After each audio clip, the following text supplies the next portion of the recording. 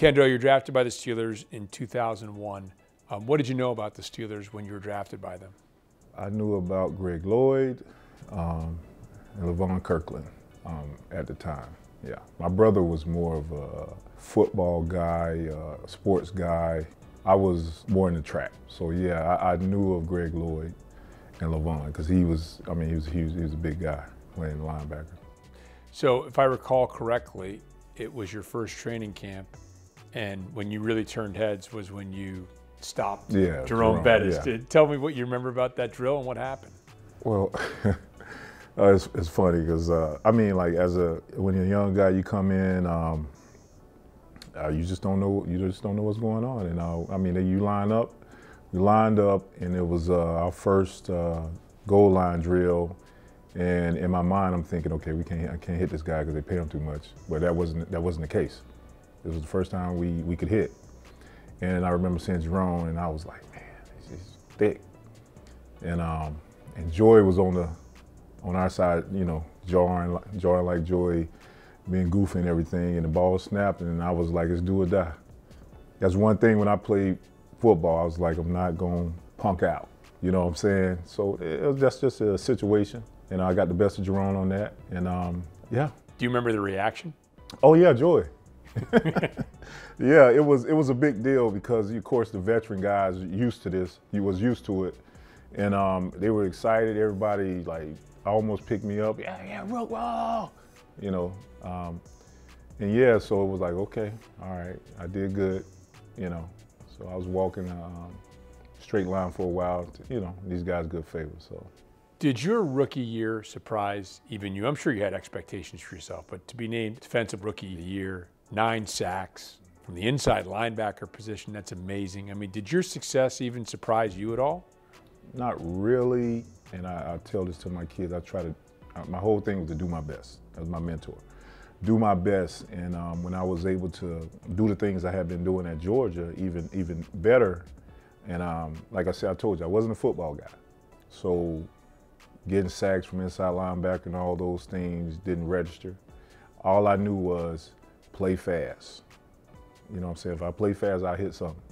That was my mentor would tell me. So when the accolades came, I was like, oh man, that's all I got to do.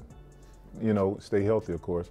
So at that, I wasn't surprised because I did my best. I ran as fast as I could. Yeah, actually, I remember Omar, who's a GM now, calling me about coming to get my game checks because I was just so excited to be playing at that level and having success. I finally had found something that I could be really good at.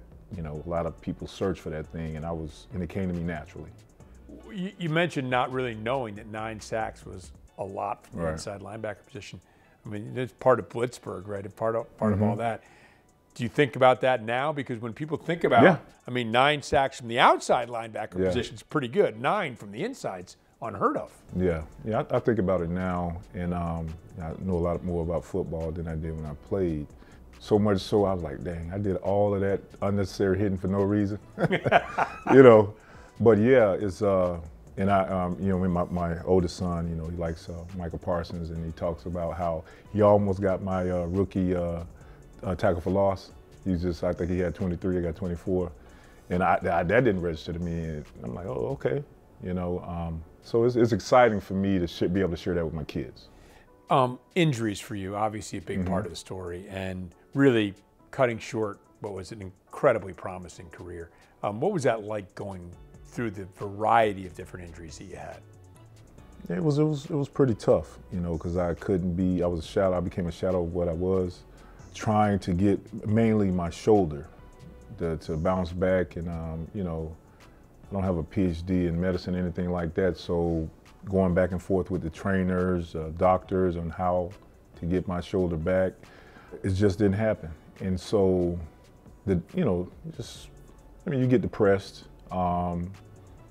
You don't see yourself in the same light. It's not as enjoyable because you see guys out there having fun, making plays and getting celebrated. So you kind of fall back.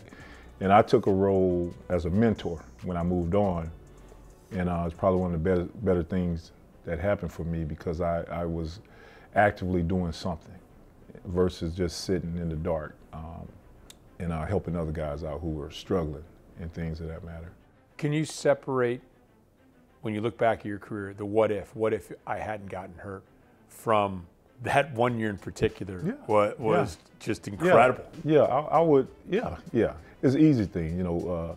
Football is finicky, sports is finicky. I would encourage guys to sleep. I always had trouble sleeping. If you don't sleep, your body doesn't recover. You're not as clear. When I got here, you know, I'm a country boy, so getting away from home, nobody was up here with me. I think after my first year, I started hanging out and everything, and social anxiety, things of that matter, and I began to drink a little bit, and I feel that played a significant role in the injuries. So I would encourage players to, you know, it seems cool and fun, you think you can rebound, because some guys can do that, you know, hoop with the owls and run with the chickens. That wasn't me. You'll see guys go drink, go think they can get it out in the steam room. That looks cool, but that don't work. So it'll manifest in a way you don't know. Yeah. So looking back, man, I would love to hold, lift the Lombardi Trophy with some of my former teammates and then celebrate with them and everything.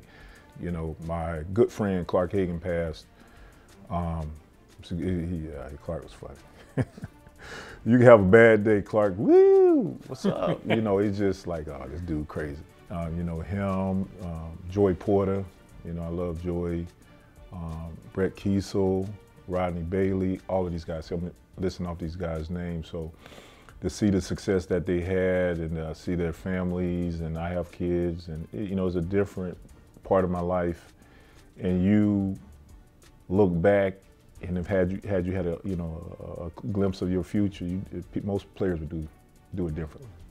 So you mentioned the, you don't hoot with the owls and run with the chickens. You're not hooting with the owls anymore. You're running with the chickens back home. You got 4 kids. Tell us what you're up to these days. I don't hoot nothing, man.